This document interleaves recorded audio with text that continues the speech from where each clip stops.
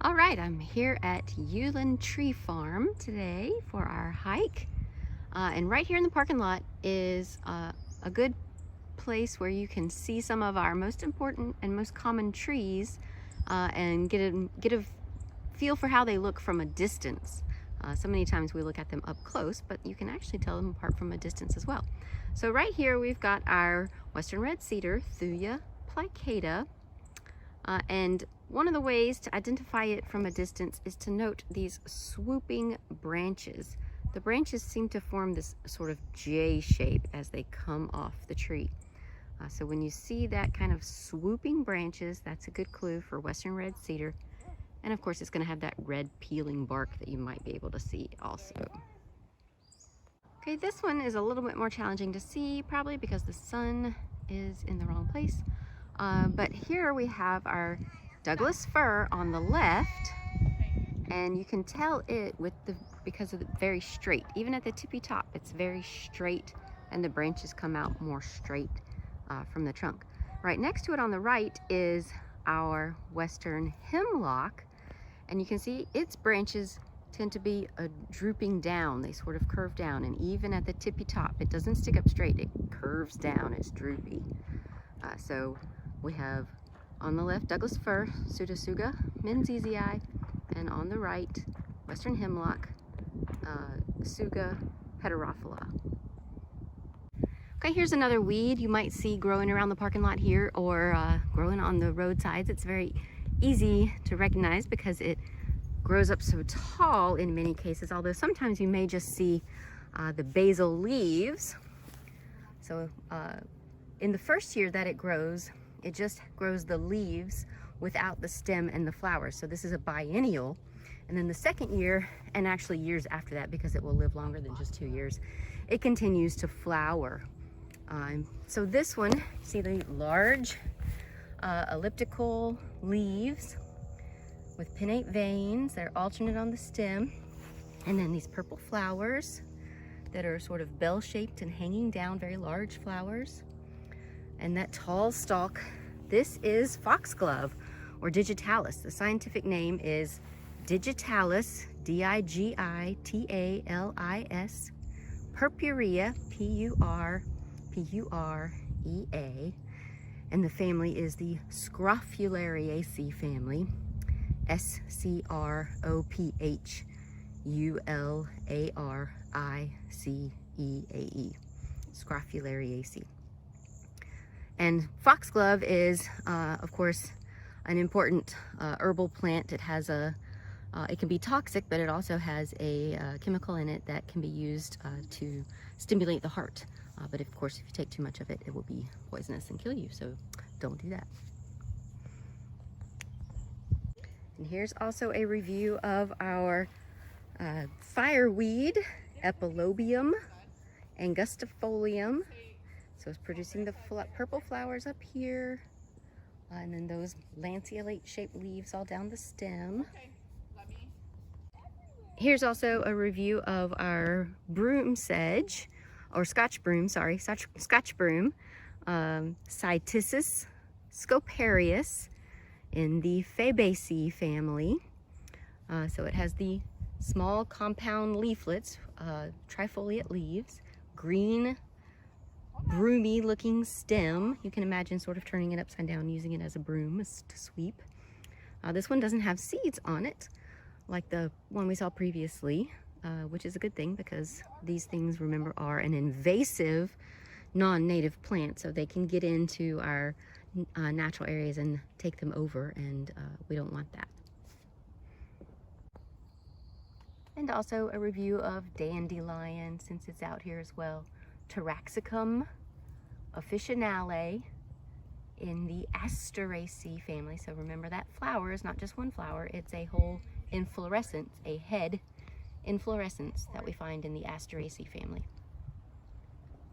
Right, here's another weedy plant you'll see in the grassy areas or parking lot area. This is our regular old white clover. You see the clover flowers. This is an inflorescence, a cluster of flowers. And you see the trifoliate leaves, unless you happen to find a 4-leaf clover. It's a compound trifoliate leaf. in the bean family, Fabaceae family, and the scientific name is Trifolium, Trifolium, repens, R-E-P-E-N-S. Repens means it's creeping along the ground. Okay, we've got a review of our sword fern, Polystichum munitum, in the Dryopteridaceae family, with the spores on the back sides of the leaf. And also right next to it is bracken fern, Pteridium aquilinum, in the Dinstadtiaceae family. And you won't see the visible spores on it because they are hiding under the edges of those margins of the penny. All right, I found one Trillium down here. This is our Western Trillium, which is Trillium, Trillium ovatum, O-V-A-T-U-M.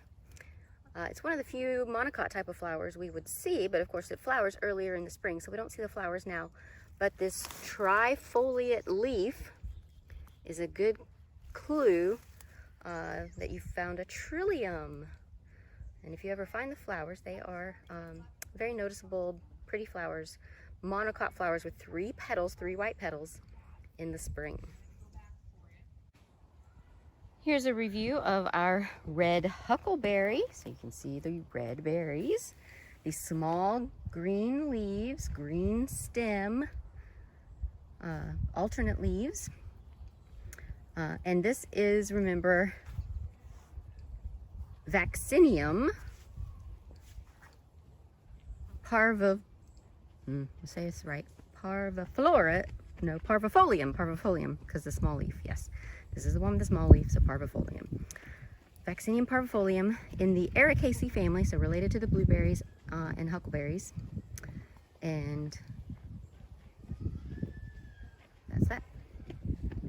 Also down on the ground here is our trailing blackberry.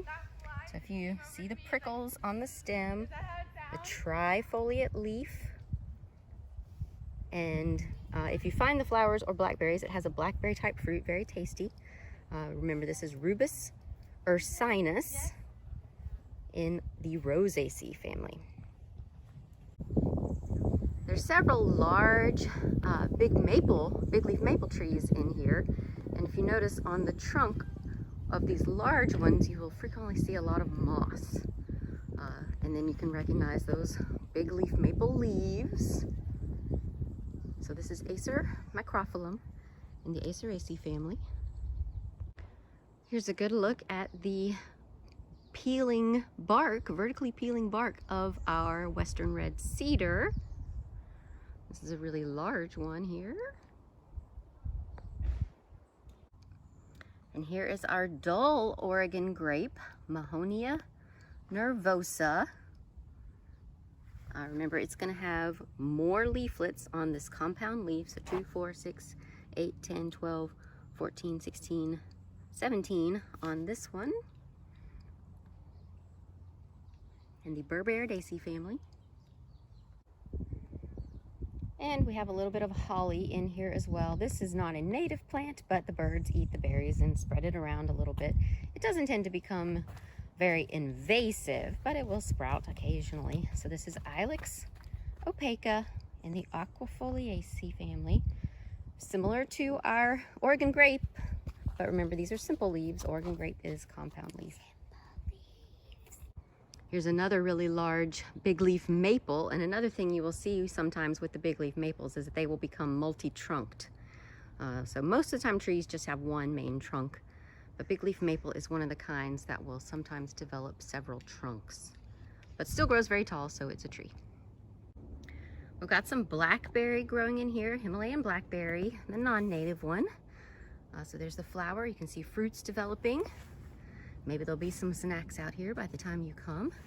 Sometimes the leaves are just 3 leaflets in the compound leaf, and then sometimes they are 5, but they don't have that butterfly shape of salmonberry, and they're not crawling along the ground like the trailing blackberry, and they don't have that cut leaf shape of the evergreen blackberry, so you can usually pretty well distinguish it.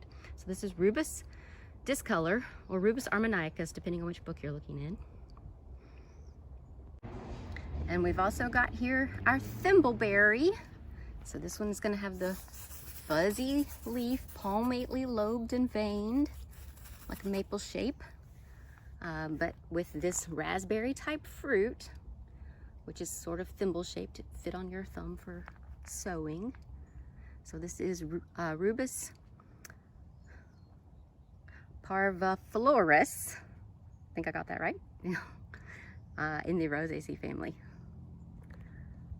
Also right here we have our beaked hazelnut, Corylus cornuta.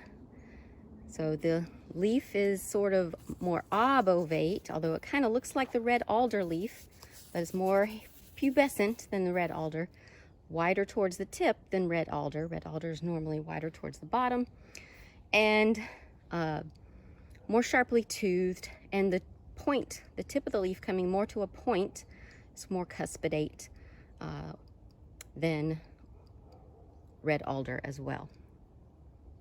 So this is Corylus cornuta in the Betulaceae family. I don't see any fruits on this particular one. I'll keep looking. All right, there's a couple of sprouts of one of our other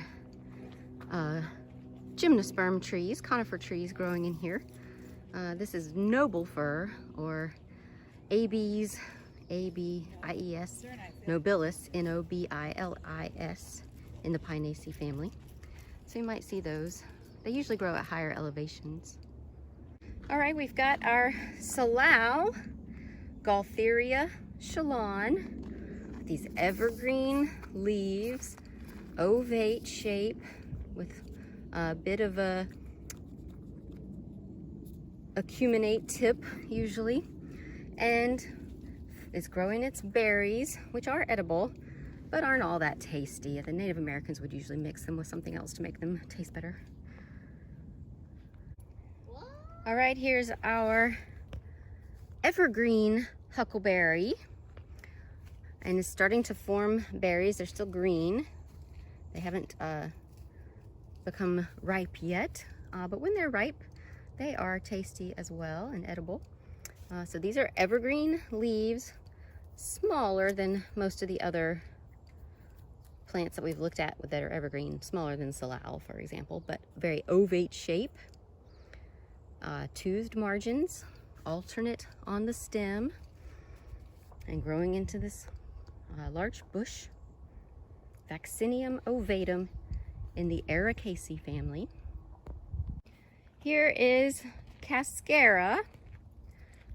So with that strongly pinnately veined leaves, the veins going pretty much straight to the margin, a little bit obovate, and then anywhere from retuse to mucronate or cuspidate at the tip of the leaf. Not evergreen. This is Rhamnus persiana in the Rhamnaceae family. And this one's pretty young. I don't see any fruits developing on it yet. I'll keep looking.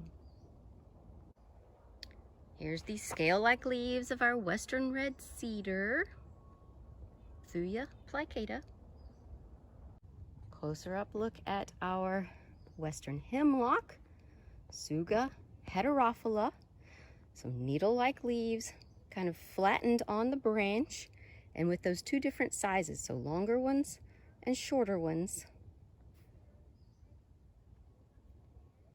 Okay, here's one of our other pines. This is the western white pine, which is Pinus monticola, P-I-N-U-S-M-O-N-T-I-C-O-L-A, in the Pinaceae family.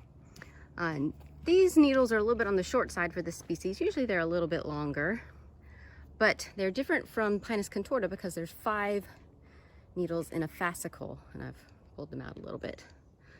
But 5 needles in a fascicle instead of 2 like shore pine. And also the needles are a little bit more flimsy. They're not as thick and they're not as contorted as Pinus contorta. So this is western white pine, and it has a larger cone. I'll try to find some cones. I don't see one at the moment.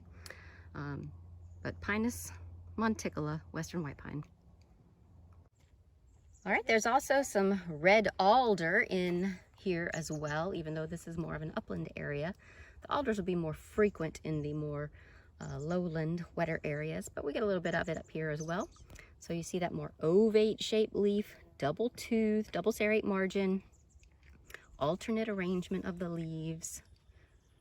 So this is Alnus rubra in the Betulaceae family. And here's some salmonberry in here as well. No fruits on this one, but you see that butterfly shape of the bottom two leaflets of the trifoliate compound leaf, the prickles that indicate it's in that blackberry raspberry family. So this is Rubus spectabilis rosaceae family. Here we have Pacific madrone or madrona, evergreen leaves.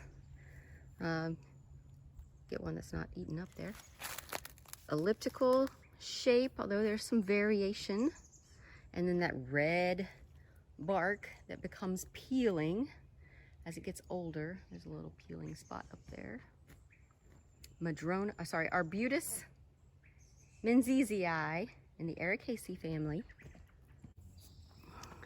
All right, here's a new one. This is crabapple, so a native crabapple that we have. The scientific name is Malus, M-A-L-U-S, fusca, F-U-S-C-A. So this ovate shaped leaf, very tiny teeth, so minutely serrate with an acuminate tip. And I do see some fruits on it. So these small fruits, they're not going to be as big as the cultivated apples, but just this little bit of green fruit there. In the Rosaceae family. All right, here's a little herbaceous plant, a little herb that you might see along the side of the trail.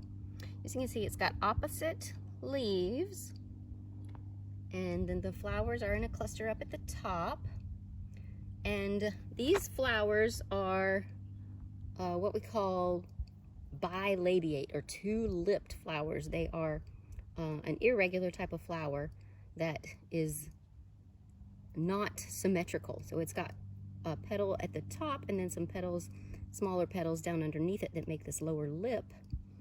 And this is characteristic of the mint family. The mint family has these opposite leaves, these two-lipped or bilabiate flowers, and also a square stem. So if you feel the stem, you can feel the corners that form this square stem. So this is self-heal or heal-all. The scientific name is Prunella, P-R-U-N-E-L-L-A, vulgaris, V-U-L-G-A-R-I-S. And almost everything in the mint family has either edible or medicinal properties. So that's why the name for it is heal-all. Apparently this one is good for lots of things. And the mint family is Lamiaceae, L-A-M-I-A-C-E-A-E.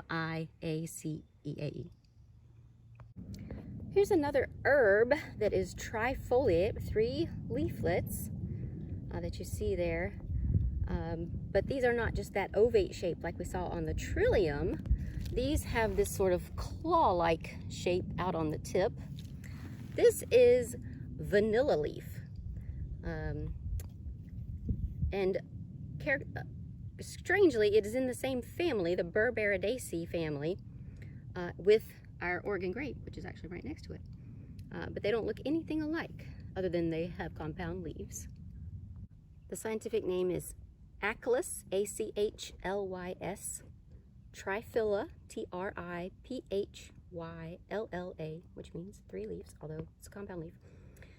And it would put up a flower stalk in the spring that would come down from the base and be taller than the leaves, but I don't see any here. Sometimes this time of year you might still see the remains of it with the seeds and fruit, but I don't see any. All right, here's a review of our western flowering dogwood. So dogwoods, remember, have opposite leaves and then those arching veins that point up towards the tip. And in the spring, it would have the large flower with the large white bracts. Of course, we're not going to see flowers this time of year probably. I do see one fruit up higher. Let's see if I can get in on it. There it is. So that large cluster fruit up in the tree is the fruit of the western red or western dogwood, which will turn red when it's mature.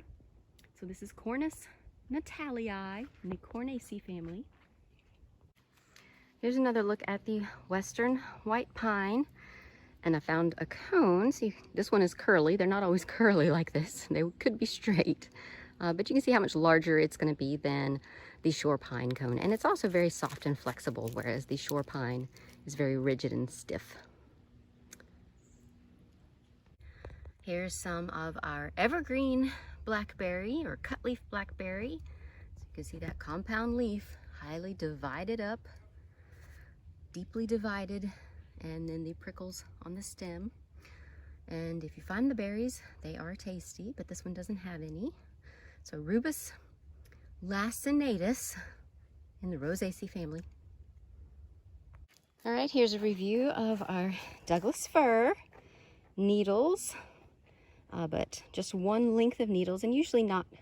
Sometimes they can be flattened on the branch, but in my experience, they're mostly not. They mostly come out all around the branch. And then the cones, which have that three-pronged bract sticking out.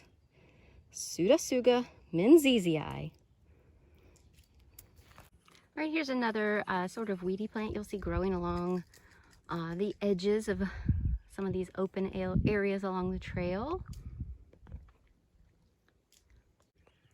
This is Pearly Everlasting.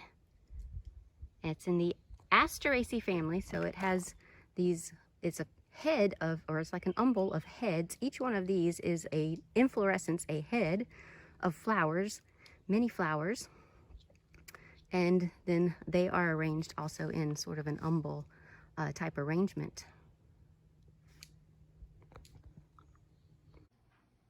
I forgot to give you the scientific name for that one. It is Anaphalis, A-N-A-P-H-A-L-I-S, margaritacea, like margarita, with a C-E-A on the end, the Pearly Everlasting. And here is a review of Ocean Spray, Holodiscus discolor. So you see that inflorescence of sort of foamy flowers, and then the leaves that are sort of lobed, pinnately lobed along the edges, although ovate overall in shape, widest at the base.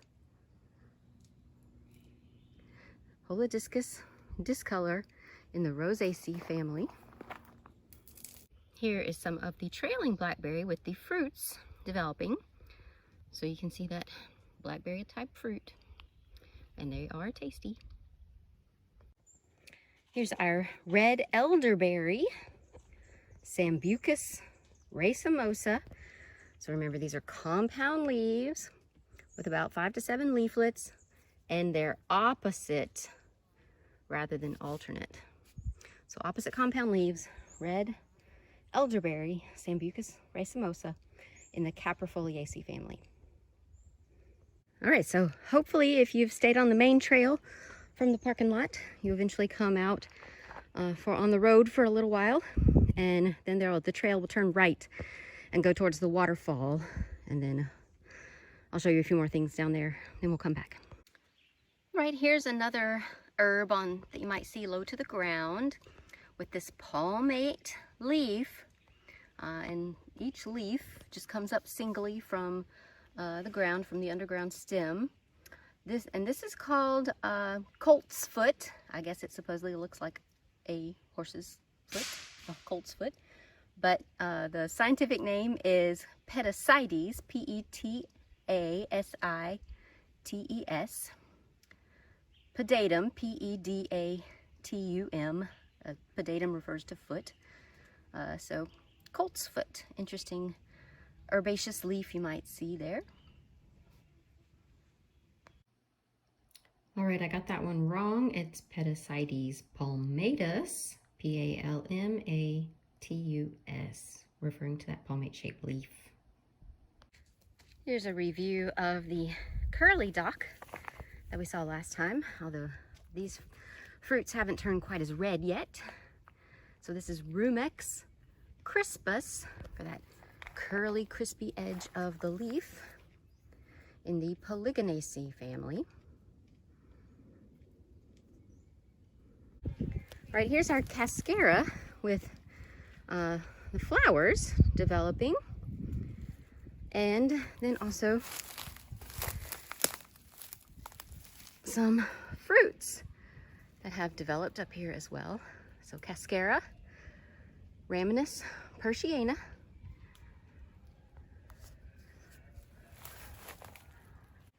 okay, here's the sign into the trail to the waterfall. All right, here's another herbaceous plant that you might see. It's another monocot. You can see the parallel veins in the leaves. The leaves are alternate up the stem, and at the tip of the stem there's a inflorescence. The flowers have passed, but there's a couple of fruits, little berries up in there, hard to see. Whitish color berries. This is false Solomon seal, Maianthemum, M-A-I-A-N-T-H-E-M-U-M, racemosus, R-A-C-E-M-O-S-U-S, racemosa. I have to check, does it end in an S or an A? In the Liliaceae family, one of our big monocot families. There is another one in our area that looks very similar to this, that instead of having the berries and flowers up at the tip, has the berries and flowers in the axils of the leaves, so along the sides of the stem. This one is the false Solomon seal. Another look at that false Solomon seal with the berries. Here's another different fern than we've seen before. This one has the sign or common name sweet root or licorice root because you can use the root as a flavoring and it has a sweet taste to it. You can see it's also once compound like our sword fern, but it is not evergreen, so these will die down and come back. There's the waterfall if you made it all the way down here. All right, right by the waterfall and all around the sides are so a lot of ferns. You'll see a lot of ferns, and here is another view of maidenhair fern, so Adiantum pedatum, and you can hear lots of people having fun in the water behind me. But if you come down, try to get a close look at these ferns. And so all along the sides of the waterfall, you can see all the rich ferns and moss and other things that are growing in this wet area. That waterfall keeps them well supplied with water. And you can hear the kids having fun in the water. All right, here's a review of the black cottonwood, Populus balsamifera, with those ovate to deltoid shaped leaves and the brownish pubescence on the underside.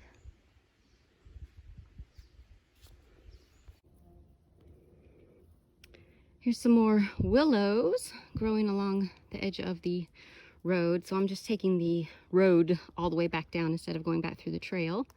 See what I find. So you see that pubescent, white pubescent back of the leaf, and the stipules, probably Hooker's willow, Salix, Hookeriana, Salicaceae. Found just a couple of flowers left on this Scotch broom here. So the yellow papilionaceous flowers of the bean family. So they're also an asymmetrical type of flower. Talk more about that in class.